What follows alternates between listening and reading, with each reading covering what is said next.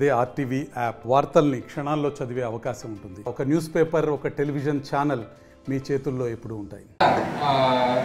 Engine oil, break oil better way అనేది మనోహరంగా చేసుకొని ముందుకెళ్తుంది. పంచభూతాల్లో ఆకాశాన్ని దానికి లింక్ చేయడం.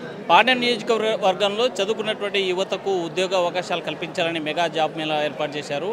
పాణ్యం నియోజకవర్గ ఎమ్మెల్యే గౌరచేత మనతో మాట్లాడడానికి ఆమె తనయుడు జనార్దన్ రెడ్డితో పాటు ఎమ్మెల్యే ఉన్నారు. సార్ చెప్పండి, ఈరోజు ఈ నియోజకవర్గంలో యువతకి ఉద్యోగ అవకాశాలు కల్పించడానికి ఎలాంటి కృషి చేస్తారు? థ్యాంక్ యూ హుసేన్ గారు, మీరు ఇవాళ రావడం చాలా సంతోషం. ఈరోజు అమరాన్ బ్యాటరీస్ వాళ్ళు సుప్రసిద్ధమైన కంపెనీ చిత్తూరు జిల్లాలో 1985 నుంచి అది ఇక్కడ స్థాపించడం జరిగింది. మేము వాళ్ళని అభ్యర్థించడం జరిగింది. ఈరోజు మా నియోజకవర్గంలో మీకు ముందు కూడా తెలుసు, ఎలక్షన్ టైం అప్పుడు కూడా మీరు చూశారు, మేము నిరుద్యోగ సమస్యని తీర్చాలనేది మా ప్రధానమైన లక్ష్యమని. అందువల్ల మేము వాళ్ళని ఇలా కోరడం జరిగింది. వాళ్ళు కొంచెం టైం సెట్ కాక ఒక 1 month 2 months డిలే అయింది. బట్ ఈరోజు ఖచ్చితంగా ఇంత షార్ట్ నోటీస్లో కూడా యువత ఈరోజు 700 మంది పైగా ఈరోజు ఈ ఆల్మోస్ట్ 450 మందికి ఉద్యోగాలు కల్పిస్తున్నందుకు చాలా ఆనందంగా ఉంది. ఇంకోటి, ఇది చాలా సుప్రసిద్ధమైన కంపెనీ, చాలా హై ట్యాక్స్ పేయింగ్. ఆంధ్రప్రదేశ్లో వన్ ఆఫ్ ద లీడింగ్ కంపెనీగా ఉన్న మన అమర్ రాజా బ్యాటరీ నెక్స్ట్ తెలంగాణలో కూడా వాళ్ళ ప్లాంట్ని మొదలుపెట్టారు. లాస్ట్ 5 ఏళ్లలో వాళ్ళకు ఉన్న ఇబ్బందుల వల్ల వాళ్ళ ఈవీ ఫ్యాక్టరీస్, ఏదైతే ఎలక్ట్రికల్ వెహికల్స్ మ్యానుఫ్యాక్చరింగ్ ఫ్యాక్టరీ తెలంగాణకి వెళ్ళింది. అక్కడ కూడా మన వాళ్ళని, మన పాణ్యం నియోజకవర్గానికి చెందిన యువకులను అక్కడ కూడా ముఖ్యంగా మహిళలకు ఎక్కడైతే 80% వాళ్ళు మహిళలను తీసుకుంటున్నారో అక్కడ మా వాళ్ళకు, మా నిరుద్యోగ యువకులకు అవకాశం కల్పించడం జరుగుతూ ఉంది. చాలా సంతోషంగా, అలాగే చాలా బాధ్యతను గుర్తు తెస్తూ ఉంది ఈ మూమెంట్. నాకు ఇంకా చాలా చేయాలి. ఇది ఇంకా చాలా మంది యువకులు ఉన్నారు. మాది పెద్ద నియోజకవర్గం. మేము ఇచ్చిన మాట ప్రకారం ఇది ఇంకా ఆల్రెడీ చిన్న ఉద్యోగాలు చాలా కల్పించడం జరిగింది. ఈరోజు మాకు కేవీ సుబ్బారెడ్డి గారు, అలాగే పుల్లయ్య గారు మమ్మల్ని వచ్చి ఇట్లా ఎండార్స్ చేయడం మాకు చాలా సంతోషం. వాళ్ళు కూడా చెప్పారు, రేపొద్దున మన లోకల్గా మాకు ఎక్కడైతే మీరు ఇప్పించగలుగుతామో వాళ్ళ ఎడ్యుకేషన్, వాళ్ళ క్వాలిఫికేషన్స్ బట్టి వాళ్ళకి ఇక్కడ ఎటువంటి 10th పాస్ అయినా, ఫెయిల్ అయినా, ఎంటెక్ చేసిన లాస్ట్కి ఫ్యాకల్టీ వరకు కూడా ఇవ్వడానికి రెడీగా ఉన్నామని చెప్పారు. ఇది మాకు చాలా సంతోషంగా. మీ నియోజకవర్గంలో చదువుకున్నటువంటి నిరుద్యోగులు ఎంతమంది అని గుర్తించారు? అంటే చాలామంది, ఇప్పుడు మేము రఫ్ డేటా చూసుకుంటే ఆల్మోస్ట్ ఒక ఎంత లేదన్నా 50 నుంచి 60 వేల మంది దాకా ఉన్నారు. కాకపోతే ఇంకా పూర్తి గణాంకాలు లేవు. మాకు ఎలాగైతే మా గవర్నమెంట్ స్కిల్ సెన్సెస్ చేస్తుందో దాని ప్రకారంగా అది బయటపడుతుంది.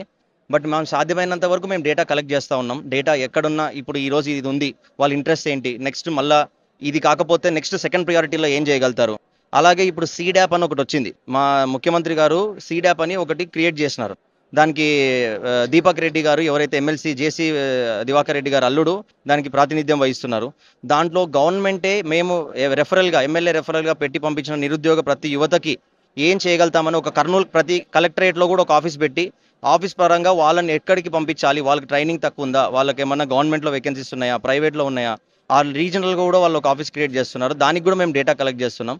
సో కొంచెం టైం పడుతూ ఉంది. ఎందుకంటే మీరు చూసినట్టు ఆ లాస్ట్ వాళ్ళు చేసిన ప్రాబ్లమ్స్ని మేము రెక్టిఫై చేసుకుంటూ చిన్న పోవడానికి ఇబ్బంది అవుతుంది తప్ప అందరి మళ్ళీ మీ ద్వారా, ఆర్టీవీ ద్వారా నిరుద్యోగ యువకులు అందరికీ చెప్తా ఉన్నాము. మేము అందరికీ కూడా మేము అదే, మీరు మా మనసులో ఉన్నారు, మేము ఇచ్చిన మాట మర్చిపోలేదు.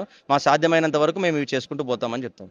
మీరు చెప్పండి మేడం, మీరు నిర్వహించేటువంటి మెగా జాబ్ మేళకి ఎలాంటి స్పందన వస్తుంది? మంచి స్పందన ఉంది. ఈరోజు పెద్ద ఎత్తున మేము ఊహించిన దానికంటే ఎక్కువ యువకులు ఇక్కడికి రావడం జరిగింది. వాళ్ళకందరికీ అకామిడేట్ చేయాలనేదే మా సంకల్పం.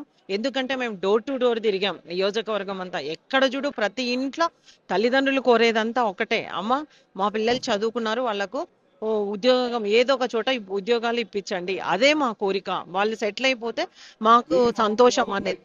కాబట్టి దీనిపైన మేము ఎక్కువ కాన్సన్ట్రేషన్ పెట్టి చాలా మందికి చిన్నగా అక్కడ ఎక్కడ వీలైతే, ఎక్కడ తెలిసిన వాళ్ళు ఉంటే, ఎక్కడ వాళ్ళ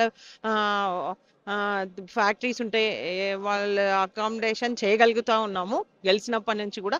కానీ ఈ రకంగా జాబ్ మేళా పెడితే ఎక్కువ మందికి అవకాశం కల్పించగలుగుతామన్న ఉద్దేశంతో ఈరోజు ఇది మొదటిదే. ఇంకా చాలా కూడా వస్తామని చెప్తా ఉన్నారు. అడిగాము, అవి కూడా మళ్ళీ కండక్ట్ చేసి ఇప్పుడు కొంతమందిని, తర్వాత కొంతమందిని కూడా అందరికీ అవకాశం కల్పిస్తాం. ప్రభుత్వ పరంగా మనకి ఓరవకల్లు పారిశ్రామిక హబ్ కాబోతుంది. ఇక్కడ ఈ ప్రాంతంలో ఈ స్థానిక యువకులకి ఎలాంటి అవకాశాలు కల్పించబోతుంది?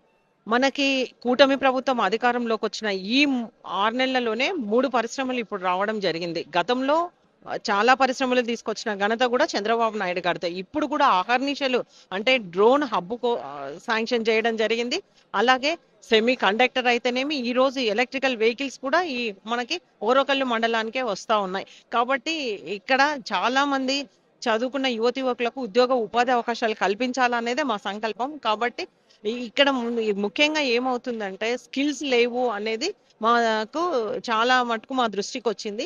కాబట్టి స్కిల్ డెవలప్మెంట్ ని ఇక్కడ ఏర్పాటు చేయండి అని నేను అసెంబ్లీలో కూడా కోరడం జరిగింది. అలాగే మంత్రి గారిని కూడా, లోకేష్ బాబు గారిని కూడా కోరడం జరిగింది. అందరి సాధ్యమైనంత వరకు మన లోకల్ వాళ్ళకి ఇప్పించుకోవాలి అనేదే మా ఉద్దేశం.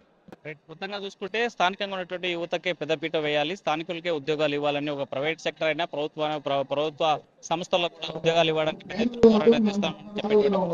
చంద్రశేఖర్తో హుస్సేన్, RTV కర్నూలు. మరిన్ని వీడియోస్ కోసం ఛానల్ ని సబ్స్క్రైబ్ చేయండి, లేటెస్ట్ అప్డేట్స్ కోసం వాట్సాప్ ఛానల్ ని ఫాలో చేయండి అండ్ లింక్ డిస్క్రిప్షన్ లో ఉంది.